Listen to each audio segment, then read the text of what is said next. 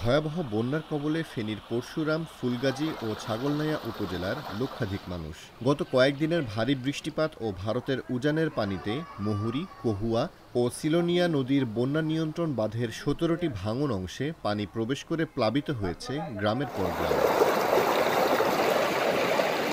ঘরের ভেতর পানি প্রবেশ করায় অনেকে চৌকি উঁচু করে কোনো রকমে বসবাস করছেন। পানিতে তলিয়ে যাওয়ায় ফেনী পরশুরাম আঞ্চলিক সড়ক ও উপজেলার অভ্যন্তরীণ সড়কে বন্ধ রয়েছে যান চলাচল। লাইন ক্ষতিগ্রস্ত হওয়ায় বিচ্ছিন্ন রয়েছে বিদ্যুৎ সংযোগ। ফেনী আবহাওয়া অধিদপ্তরের পর্যবেক্ষণ অনুযায়ী ফেনীতে টানা ২ দিন মাঝারি ও ভারী বৃষ্টিপাত অব্যাহত রয়েছে।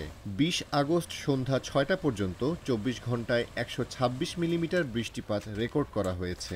আগামী কয়েকদিন জেলা জুড়ে বৃষ্টি অব্যাহত থাকার সম্ভাবনা রয়েছে। অন্যদিকে নোয়াখালীর ৯ উপজেলার সবকটিতেই বসতঘর, গ্রামীণ সড়ক ও শিক্ষা প্রতিষ্ঠান বন্যার পানিতে তলিয়ে গেছে।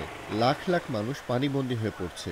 জেলার সদর, সেনবাগ, সোনাইমুড়ি, চাটখিল, বেগমগঞ্জ, কবিরহাট, কোম্পানীগঞ্জ, সুবর্ণচর উপজেলার বেশিরভাগ নিচু এলাকা প্লাবিত হয়েছে। এতে সীমাহীন ভোগান্তির মধ্যে পড়েছেন এসব উপজেলার বাসিন্দারা।